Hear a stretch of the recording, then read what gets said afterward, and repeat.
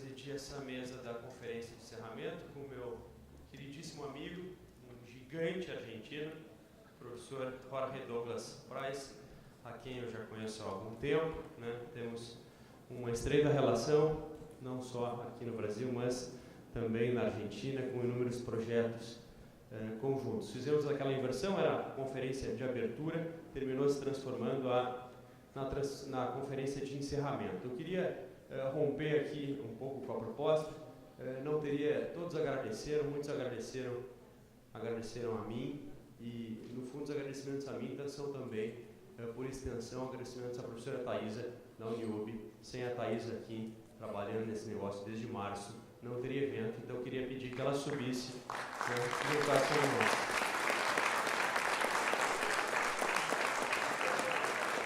É mais do que merecido o esforço que essa mulher fez para que a gente estivesse aqui hoje, né?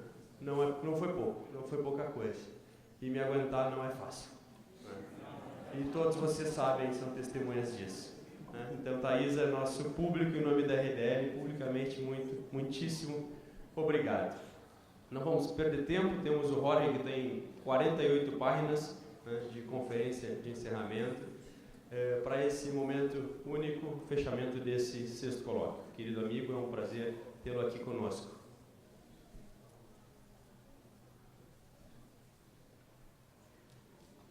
Bem, primeiro, boa noite. Quero agradecer, em primeiro lugar, ao meu amigo André Caram, a sua mãe, Henriette, que sempre me faz sentir no Brasil como na minha casa. Não é um lugar comum. Agradeço.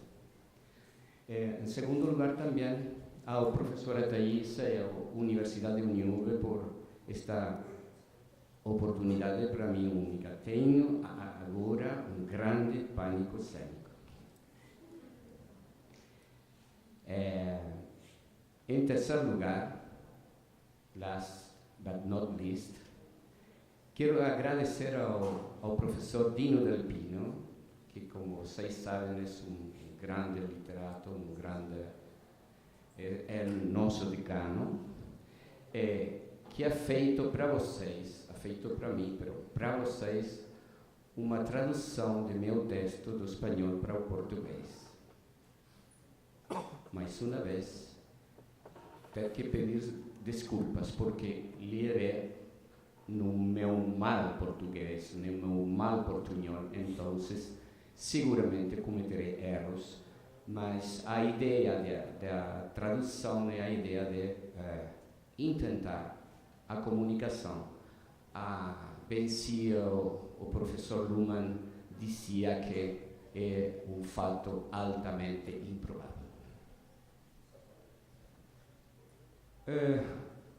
O título de minha fala é Mudar o Mundo, Justiça ou Utopia? Quem e por que escreve este ensaio? Ou uma introdução anômala. Como vocês sabem, há um autor subreptício que ignora pertinazmente os direitos de seus colegas. Um autor que, para fugir da justiça, digámoslo bem, da administração da justiça, se faz chamar em algumas ocasiões anônimo, em outras apócrifo, nas demais vezes vox populi, em poucas e mais reservadas vox dei, nas mais sublimes simplesmente o heterônimo, recurso mais conhecido em Portugal que em outros lugares. Trata-se, como já terão percebido, de um autor pré-moderno, porque um dos inventos mais complexos da modernidade é o de autor, e seu lógico correlato, o de plágio. Conceitos que aquele parece ignorar completamente. Eu também. Bem, de um refrão desse autor, que não de Cervantes, deriva o título desta conferência, só para contrariar. E convido-os a acompanhar-me num jogo que terminará enfrentando ficcionalmente os personagens de Cervantes e de Shakespeare no intento de contestar o dilema do título. Isso em parte porque ao mesmo Cervantes agradaria que se inventassem histórias do Quixote que nunca aconteceram na realidade, como a que intentou o impertinente, falaz e oportunista Avellaneda, que o forçou a apurar a segunda parte de sua história. Porém, em parte também, porque quem quer tenha sido o inventor deste falso dilema, desde que, como se sabe, todo ato de justiça troca hoje como utopia, passaria por ser um heterônimo, talvez pobre de letras, mas um heterônimo afim. Claro que tampouco saberíamos quem é heterônimo de quem, porque sabemos que não é Cervantes o autor do Quixote. Ele mesmo esclarece que é padrastro e não pai do cavaleiro da triste figura. E mais tarde nos conta que encontrou o manuscrito da história e que o autor seria o escritor árabe Sidi Hamed Benengeli. Tratarei, contudo, de provar neste ensaio, que não respeita integralmente as regras do ensaio, porque o autor original do Quixote poderia ter escrito essa linha, ou, melhor ainda, que essa linha pode constar no original que Cervantes entregou à imprensa, que porém foi esquecida deliberadamente por seu editor temeroso do poder real, desse ânimo de conservação que todos os poderes constituídos observam, porém, que não obstante, chegou até nós por tradição oral. Esse aforismo, que muitos de vocês conhecem, tanto como o ladran Sancho, señal que cabalgamos, que também é apócrifo, ou melhor, tomado por empréstimo de Goethe, que por sua vez pode tê-lo colhido de um refrão turco, demonstra em primeiro lugar que muitos de nossos mais prezados escritores terminam sendo aproveitados pelo saber popular, tanto como usufrutuários do mesmo, a que logo passam por inventar, e terminam por ser, em certo sentido, Cervantes e Shakespeare também, plagiários. A frase a que me refiro, em sua versão mais divulgada, diz: mudar o mundo, amigo Sancho, não é loucura nem utopia, mas sim justiça. A construção literária não está muito acabada. Se nos referimos ao estilo, é pouco cervantina, ou, se vocês querem, pouco imputável ao autor do Quixote. Mas deveríamos considerar a possibilidade de que o tradutor desconhecido da história de Alonso Quijano, aquele mourisco que passara a obra do árabe para o espanhol, segundo relata Cervantes, tenha tido como língua materna o árabe, o que explicaria algumas das falhas da obra. Mas outras suposições que não posso fazer aqui pela culpa de André. Semelhantes dificuldades encontramos com respeito à autoria das obras de Shakespeare, que começam pelas diferenças da publicação em quarto, ocorrida durante a vida do bardo, e a publicação em folio de 1623. Afirman os peritos que de nenhum autor existem textos que hajam chegado mais corrompidos até nós. Para nosso maior desassossego, a crítica inglesa se empenhou em sustentar que Shakespeare não escreveu as obras que conhecemos associadas a seu nome, mas que o fizeram outros, presumivelmente mais preparados ou mais cultos do que ele, como o 17º Conde de Oxford, Edward de Vere, ou o mesmíssimo Francis Bacon, que haveria inventado seu heterônimo em chave maçônica.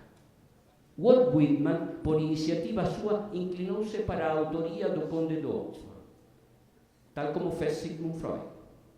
De minha parte, queria sustentar que as dúvidas que propagam os oxfordianos e o próprio Cervantes não fazem senão provar que a autoria é per se um conceito duvidoso, que de fato tem sua própria história semântica e legal, um conceito que poderíamos propor seja abandonado. De onde surge nossa memória de sentido? Digámoslo de uma vez, a estrutura da sociedade, que está composta de comunicações, tem obviamente base semântica. E tal como podemos derivar de Luhmann o patrimônio das ideias que operam no rapport da sociedade consigo mesma, como a própria sociedade que as usa, não pode variar arbitrariamente, não já no sentido, e muito menos, de que as ideias estejam predeterminadas ao modo platônico, sino porque sempre há um set de ideias que configura a tela do fundo, o pano de fundo, sobre a qual se cria novo sentido. Uma coisa que os tribunais solem esquecer.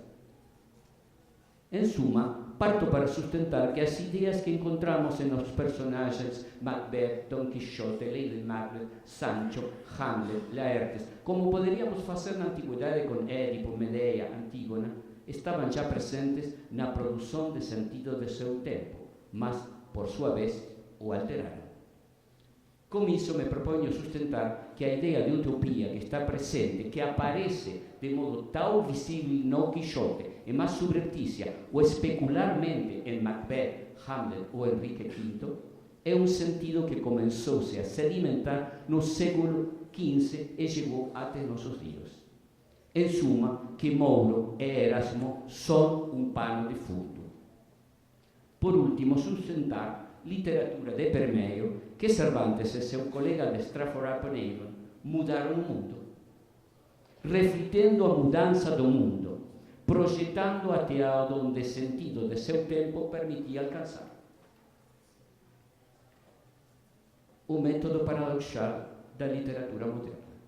Devo agora advertir sobre os paradoxais resultados de todas essas obras, de todas as obras potencialmente, ou, se vocês quiserem, sobre o efeito performativo da literatura, algo que o próprio Cervantes não ignorava, posto que seu afetuoso personagem perdeu o juízo pelo hábito de ler novelas de cavalaria, recurso que, se o percebem, utiliza também no Licenciado Vidriera, personagem que, embora não perca a razão por ler, e lendo por onde alcança fama, e pela qual uma dama não santa lhe dá o cozimento que o transtorna hasta fazê-lo crer que se transformou em um homem de vidro, aspecto do relato que bem podia considerar-se uma paródia do bíblico. A ironia é sutil. A maçã é trocada por um marmelo, e a perda do Edém pela da razão. O tema da loucura foi um tema que nossos autores sondaram com maestria, mostrando como a distinção entre ela e a razão está formulada por um observador que não sabe desde onde observa. Como nenhum observador sabe, nem sabe tampouco como a razão assinala qual é a razão que tem a razão para se considerar racional. Cervantes e Shakespeare inauguram a modernidade, porém não somente no mais conhecido aspecto de suas invenções literárias, o drama e a novela modernos, rompendo o primeiro com a unidade aristotélica de unidade de ação, tempo e lugar, e o segundo, inaugurando a complexidade dos personagens. Mas que, acompanhados pela invenção de Gutenberg, aproveitam agora um leitor que não apenas ouve em comunidade, como nos séculos anteriores, mas que lê na solidão. E como ele, como esse leitor, ambos reinventam a distinção realidade e ficção, dissolvendo, refazendo continuamente seus vínculos. É certo que na antiguidade o verso deslizava com facilidade da realidade à ficção. A história de Rômulo e Remo nos mostra, por exemplo, a elaboração cuidadosa de um massacre. Esse verbo que bem poderia ser fingere, se desliza de um lado a outro da distinção e mantém no relato romano, na memória de Roma, ao mesmo tempo a estrutura e os fundamentos da estrutura. Como a tríade teológica precapitolina de Júpiter, Marte e Quirino, que simbolizava, por sua vez, a união e a divisão das três tribos mais antigas, Ramneses, Tícios e Lúceras. Por isso, diz Rafael de Giorgi, parece legítimo perguntar se o direito mesmo não seja uma memória. E, de fato, quando se diz que o direito reproduz relações sociais, busca-se dizer que o direito é imagens, reproduções de outra coisa, isto é, da recordação de outra coisa que se imprime no direito. o paradoxo da constituição da verdade, dessas operações da memória que chamamos realidade, ocupam em Cervantes e Shakespeare, em meu modo de ver, um lugar central. É a partir deles que se produz a operação de subversão antimítica que aparece no centro pelo mesmo paradoxalmente mítico da literatura moderna.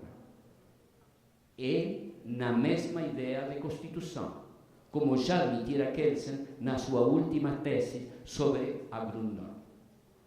Neste ponto, devo adverti-los de que sustento que a literatura de ficção, abertamente declarada tal, reforça consistentemente a literatura realista, permitiendo ocultar o carácter ficcional desta, precisamente porque ao declarar-se ficcional permite supor que haja outro gênero, assim no direito como na história, e permite supor que seja uma realidade. Borges, quando adverte sobre o que ele chama a postulação da realidade, com um exemplo tomado da obra de Gibbon, Decline and Fall of the Roman Empire, nos adverte que esse autor nos propõe um jogo de símbolos, organizados rigorosamente, porém cuja animação fixa a nosso encargo, que não é realmente expressivo, que não escreve sobre os primeiros contatos com a realidade, senão sobre sua elaboração final, o que se trata, em suma, do mesmo método utilizado por Voltaire, Swift ou Cervantes. Dentro de uma notória ineficácia, diz Borges, são eficazes. Falta resolver essa contradição. É admirável, diz Borges, que a primeira notícia de utopia que nos dá Tomás Moro seja su perpleja ignorância de la verdadera longitud de uno de sus puentes. O recurso à loucura. Agora estamos em condições de observar como o recurso à ficção, ao humor, à loucura funcionaram como topos ou lugares do relato, paradoxalmente jogando com o mesmo conceito de utopia, dado que atuavam como estratagemas úteis frente ao poder da censura que sempre pretende coser os lábios dos dissidentes perigosos.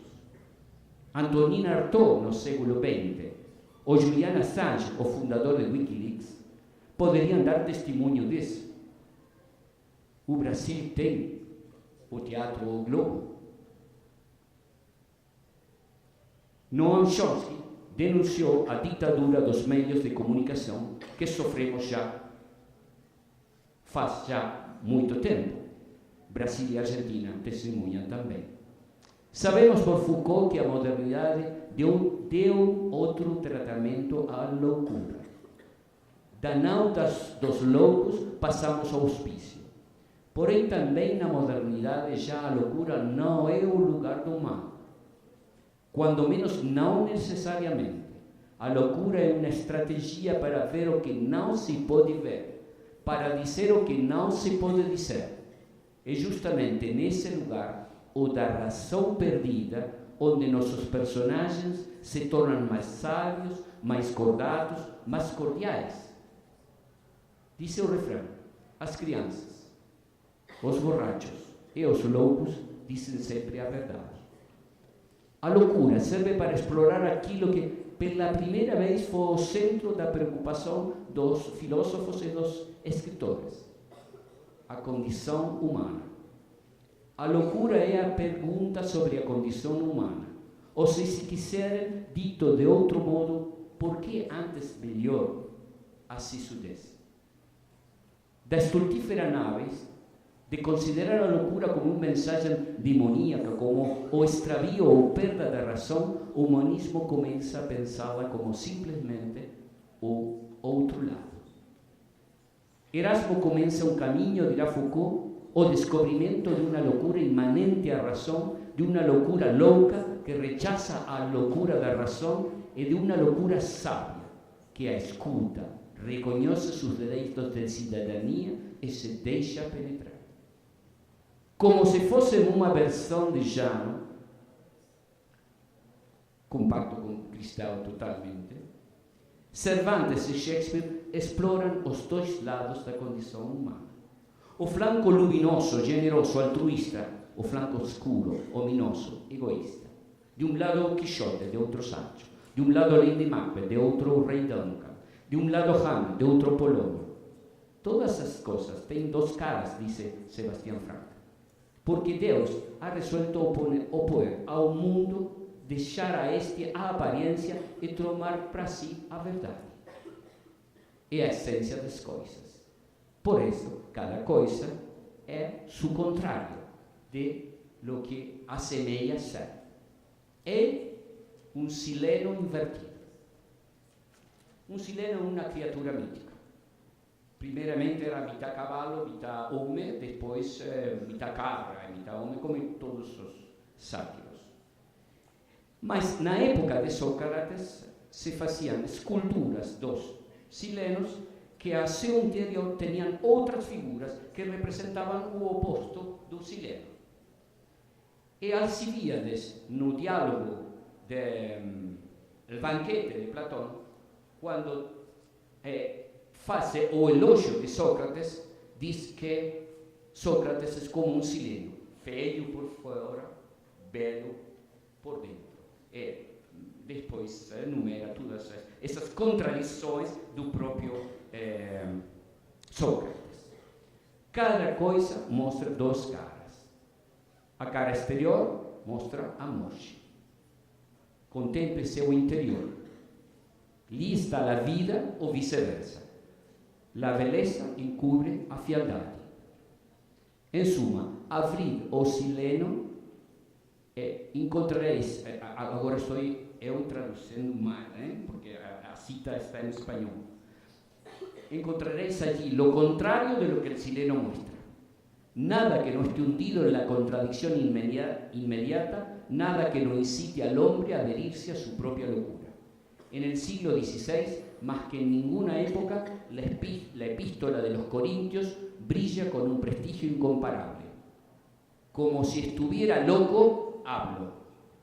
Hamlet, o extraviado príncipe da Dinamarca, e Macbeth, o sangrento rei da Escócia, estão unidos pelo delgado fio da loucura. Simulada é real ao mesmo tempo. A presença contínua do fantasmático e do demoníaco servem como disparador para enfrentar seus personagens como a desrazão da existência. É isso precisamente o que leva Harold Bloom a postular sua conhecida tese. Cito em espanhol. Los grandes villanos, Iago, Edmundo, Macbeth, inventan el nihilismo occidental y cada uno de ellos en un abismo en sí mismo. Lear y su ahijado Edgar son estudios tan profundos del tormento y resistencia humanos que llevan resonancias bíblicas de obra precristiana pagana. Pero Falstaff, Rosalinda, Hamlet y Cleopatra son algo aparte en el mundo de la literatura. A través de ellos, Shakespeare inventó esencialmente la personalidad humana, tal como seguimos conociéndola y valorándola. Falstaff tiene prioridad en esa invención, no apreciar su tamaño personal, que sobrepasa incluso a su sublime gordura, sería pasar por alto la más grande de las originalidades shakespearianas. O invención do humano. En Hamlet e no Quixote parecería que a razón é ao lado oscuro da loucura, dessa loucura que mostraría o mellor lado de nossa condição. En Macbeth, a demasia do poder en bruto se mostra en toda sua patente racionalidade irracional, como o professor mostrou antes, inmejorablemente. Só uma demencial ambição de poder lhe permite vencer o remorso moral que o sangue de Duncan, o justo rei escocês assassinado, lhe provoca. Porém, como poderia perguntar Rafael de Giorgi qual é a unidade da distinção entre loucura e razão?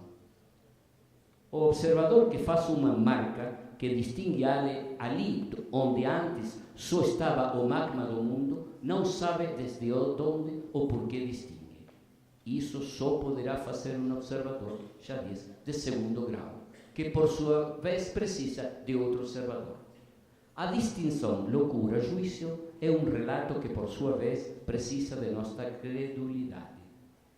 E o paradoxo consiste em que, para obtê-la, é preciso rasurar a distinção fantástico-real.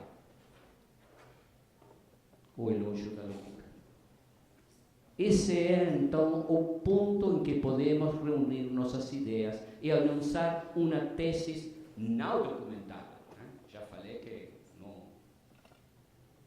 não aprovo o direito de autor. Mas proposta. Cervantes e Shakespeare deveram ler Erasmo de Rotterdam ou repousar sobre seu sedimento semântico. Entretanto, sabemos sim que Erasmo havia lido a Utopia de Moros. Também sabemos que o eramismo foi mais forte na Espanha que na própria Holanda. E também que tanto o Elogio da Loucura como o Inquiridion ou o Manual do Cavaleiro Cristiano é conhecido também como o punhal que se tem na mão, pois Erasmo sabe já da formidável possibilidade de mudar o mundo que um livro possui.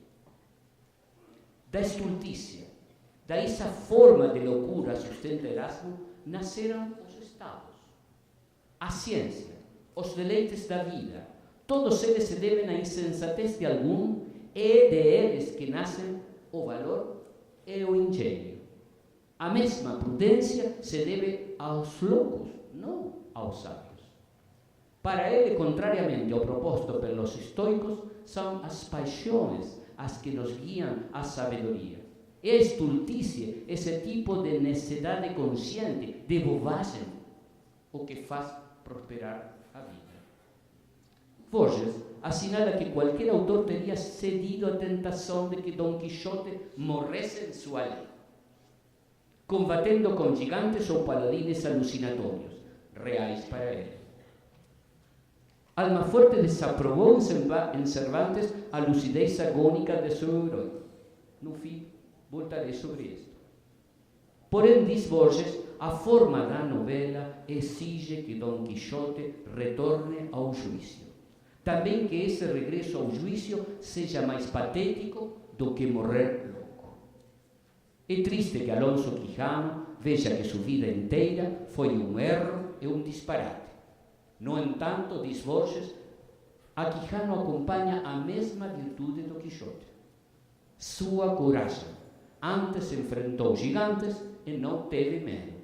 Agora sabe que sua vida foi um engano e não sente medo. Cervantes aventura Borges, também próximo de morrer, deve ter pensado que mais lhe teria valido escrever livros de devoção. Sua morte se torna burocrática. Seu testamento é confissão. Ações que resultam patéticas na boca de um homem que antes falava de paladinos, de feitiçarias ou de ilhas. Sua cura insinua a possibilidade de um milagre. Ou, antes disso, o retorno dessa outra zona de loucura que é o sonho. Uma superstição escocesa refere, por fim, o autor de Aleph, quer que os homens cordatos que estão perto da morte se tornem um pouco loucos e adquiram virtudes proféticas. Aqui, inversamente, a proximidade da morte devolve a razão a um louco. Me atreveria a acrescentar e dizer que Macbeth cumpre como a lenda escocesa, como este jogo de silenos, desde que o próprio Macbeth repite e confere o presságio das parcas. Suspendamos a incredulidade. Segundo Coleridge, como muitas vezes recordou Borges, para ler há que suspender a incredulidade. E se nos atenemos ao relato, e creio que não há alternativa, tudo acreditou Dom Quixote. E ele era razoável, porque, como diz Rabelais no Nascimento de Gargantua, referindo-se ao estranho modo de seu parto, se não lhe creéis, nada me importa, mas un hombre de bien, un hombre de buen juicio, cree siempre cuanto se le dice o encuentra puesto por escrito. ¿No dice Salomón en Proverbios innocens credit omni verbo. No Quixote, o recurso consiste en facer intervir una diversidade de voces, e de repente Cervantes, como narrador homodiegético, isto é, que intervém tanto como narrador quanto personagem, introduz de um modo novo a realidade. Por outro lado, na época do Quixote, ainda a escrita se fazia para ser narrada, lida, contada, e a fala do Quixote, como fala popular, empreende outra renovação que não haveria de se deter. No entanto, Shakespeare, que joga simultaneamente com a língua dos comuns e com a fala erudita, também faz intervenir outras vozes, como o recurso grego do coro, como Henrique V, ou Romeo e Julieta, ou a interlocução do personagem com o espectador, como o caso de Tyrrell em Ricardo III. Parece-me, atentos leitores e ouvintes, que a esta altura já começaram a compreender que tudo, esta conferência também, se trata de uma ficção. Um empenho da filosofia do Aesop, como dizia Hans Weinger e como descobre inapelavelmente o mesmo Borges em Clon Udvar Orbis Tertius. Agora podemos começar a revelar o que propõe este ensaio. É que a literatura não se institui, que a literatura conserva e muda o mundo, que isso que chamamos o mundo está feito de literatura, que o direito é literatura, ou seja, que para mudar o mundo ou sustentá-lo temos que suspender a incredulidade. É dizer que a literatura tem algo que fazer sempre. Concordo parcialmente com Richard Rorty em que a literatura e não a filosofia a que pode promover um sentido genuíno da solidariedade humana e que se deve perseguir a descrição de experiências humanas concretas, como a dor ou a traição, as quais, ao serem compartilhadas, geram a necessária empatia, desde a qual se gesta a solidariedade e a compaixão. Cervantes, Shakespeare e seu discípulo Borges, sem dúvida, são irônicos no sentido rortiano. Proponho pensar que Cervantes reintroduz em sua novela a realidade com esse objetivo, o de provocar a compaixão por um personagem que opera como modelo de conduta.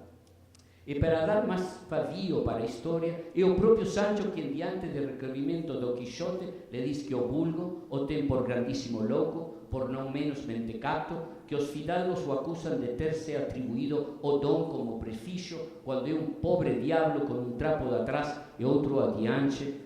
Cervantes adiantado a crítica social, ha mostrado que as novelas de cavalaria contra as quais cargava eram as novelas de uma classe em extinção. O Quixote, excepcionalmente lúcido, responde bem a toda acusação, defendendo sua loucura, como fazia Hamlet frente a Apolônio, que também é devorado pela loucura ainda quando simulada. Reconhece que não empreende a vingança do assassinato de seu pai e a desonra de sua mãe, mais por covardia que por prudência. E ao preparar-se para o assalto de Florete com Laertes, solicita-lhe perdão, dizendo que tudo quanto fez, ao lastimar sua honra, foi produto da loucura, que o fez estando fora de si, que portanto não é mais o mesmo que o fizera, mas sua demência. Os silenos de Alcibiades. Loucura e juízo, seriedade e pasmo de riso, ou pranto, sacode no leitor ou ao ouvinte para os que os Quixotes, Hamlet ou Macbeth foram escritos.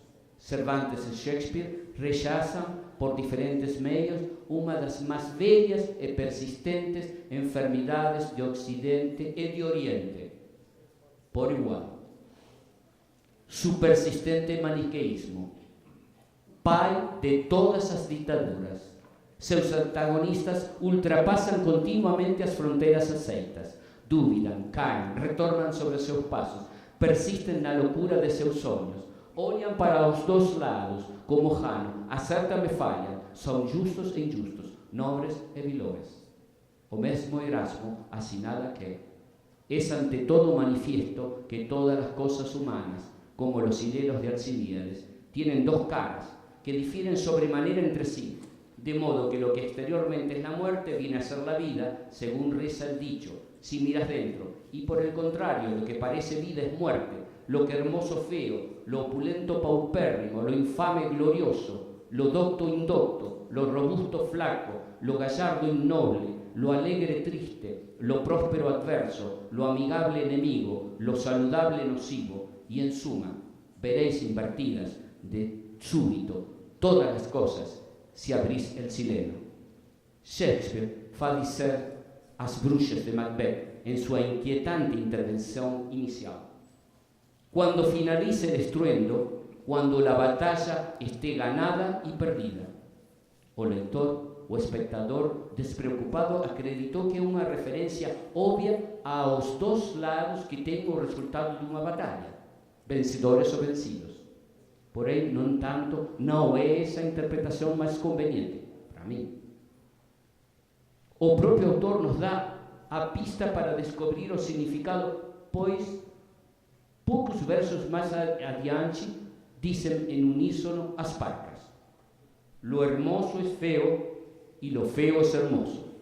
Revoloteemos por entre la niebla y el aire espeso. Estos primeiros versos em que o autor anuncia o segredo da trama. Macbeth vence e perde ao mesmo tempo.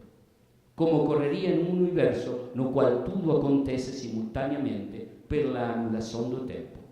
As batalhas se ganham e se perdem para ganhadores e vencedores, como para Hamlet de Laertes, como para Quixote frente ao Cavaleiro dos Espelhos, ou da Branca Luna, que é o mesmo cavaleiro.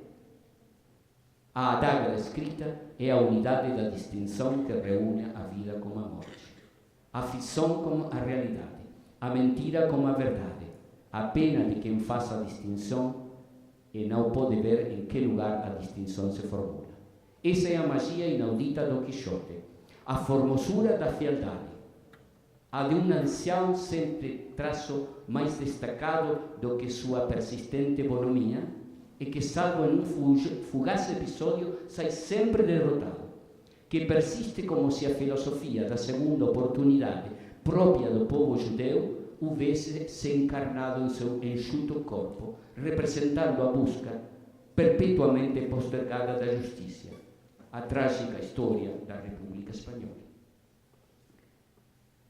Essa é a negra fascinação de Macbeth, o contraface do Quixote, a fealdade da formosura, o lado oscuro de Kant, o anjo do mal, o terrível predecessor da dinastia dos Estuardo e a sangrenta história do Império Inglês, que ao saber da morte de sua esposa, grita fria e desesperadamente: deveria haber muerto un poco después.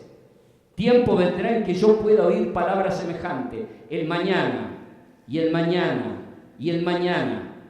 Avanza a pequeños pasos, de día en día, hasta la última sílaba del tiempo escrito.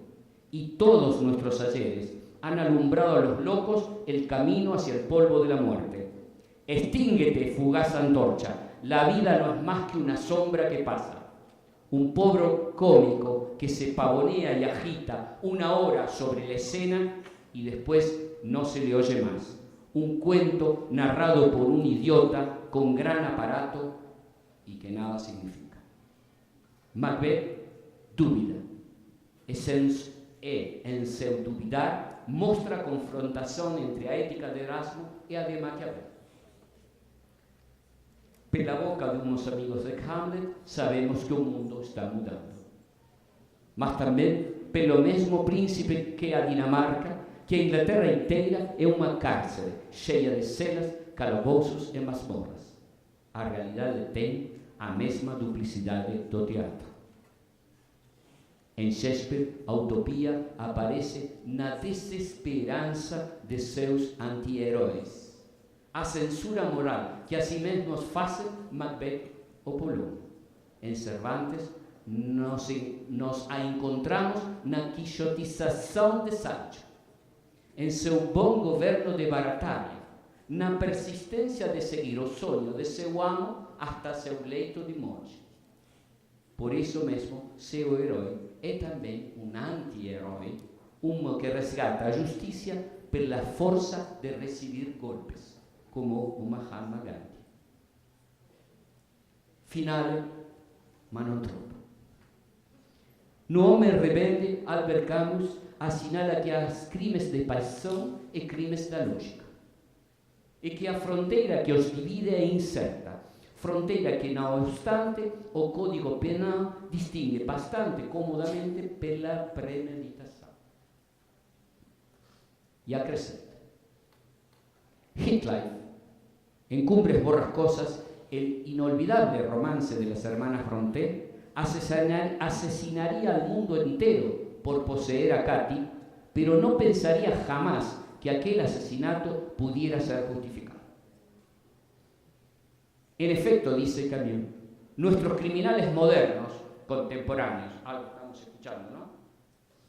No son ya aquellos jóvenes desarmados que evocaban excusas de amor. No es extraño que hayan sido los ingleses o que atribuyeran a Maquiavel una frase que tampoco está en su célebre y trágico libro. Todos refranes apócrifos. De fato, os fins justifica os meios é um slogan. Com copyright inglês, pese a que Lucrecia Borgia faz méritos para atribuir-se. O mundo contemporâneo não parece se debater entre o Quixote e o sinistro casal escocês. Antes, a razão instrumental se assenhoreia onde quer que se olhe. Como dizia Unamuno, apenas iniciado no século XX, num livro maravilhoso que é A Vida de Don Quixote e Sancho, dizia, no comienzo do século XX, 1905, quando ainda esses crimes da razão de que falava Camus não haviam ocorrido toda a sua extensão, dizia: todo é uma miséria, uma completa miséria. A nadie le importa nada de nada, y cuando alguno trata de agitar aisladamente este o aquel problema, se lo atribuyen a negocio o afán de notoriedad. No se comprende aquí ya ni la locura. Hasta el loco creen y dicen que lo será por tener su cuenta y razón. Lo de la razón de la sinrazón es ya un hecho para todos estos miserables. Si nuestro señor Don Quijote resucitara y volviese a esta su España, andarían buscándole una segunda intención a sus nobles desvaríos. Si uno denuncia un abuso, persigue la injusticia, fustiga la ramplonería, se preguntarían los esclavos: ¿qué irá buscando con esto? ¿A qué aspiran? Fíjate y observa, ante un acto cualquiera de generosidad, de heroísmo, de locura, a todos estos estúpidos, bachilleres, curas y barberos de hoy, no se les ocurre preguntarse por qué lo harán. ¿Preguntó acaso alguna vez Sancho por qué hacía Don Quijote las cosas que hacía? E não me atrevo agora a acrescentar, já para concluir, com certo vício borgiano, a suposição de que Cervantes foi pensado por Don Quixote e Shakespeare por Macbeth, mas que ambos foram inventados pelo mesmo escritor que inventou o Quixote, que tampouco foi Benecelli, pois a ele a história lhe havia sido relatada. Ambos são já operações da memória do Ocidente. Esse perdido autor, eu sostenho, propôs construir personagens antitéticos, pretendendo que, como os silenos de Alcibíades, pudesse mostrar as duas caras deste animal que ri. Por isso, fica claro que, como no mito de Sísifo, o Quixote e Macbeth sempre volverão a enfrentar-se.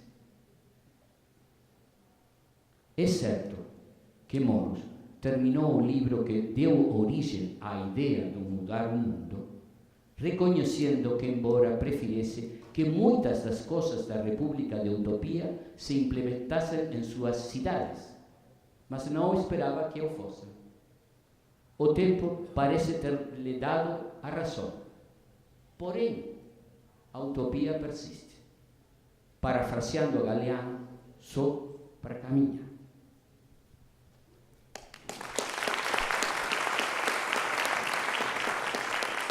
Obrigado. Agora, como corresponde a a un encerramento direito de literatura, vamos a ver un pequeño trozo de un film.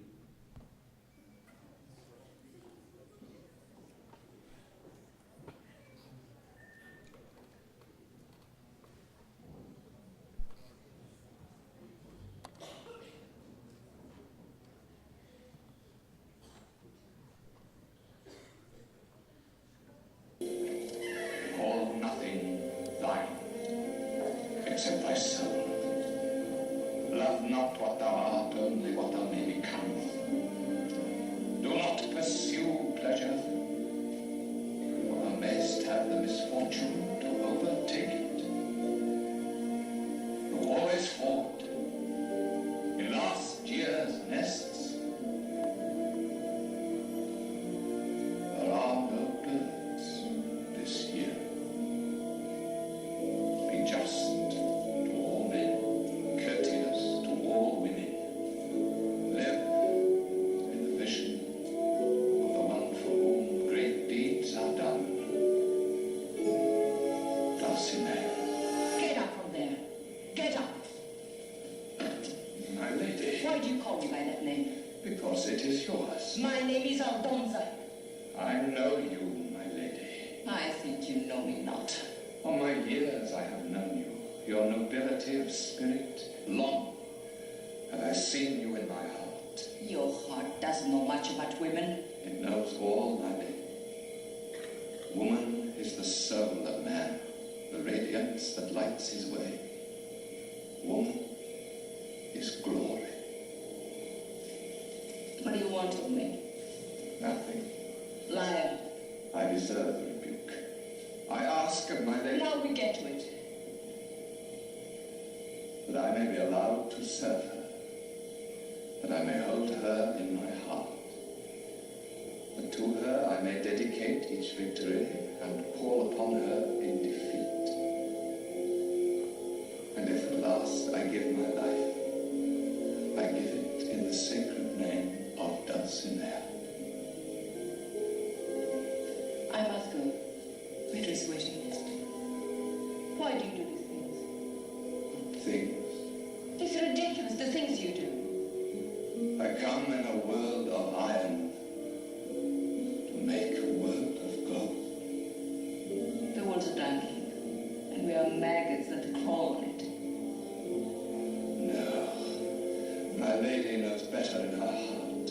What's in my heart will get me halfway to hell. And you, Senor Don Quixote, your head is going to end up a stranger to your neck. It doesn't matter. What does? Only that I follow the quest.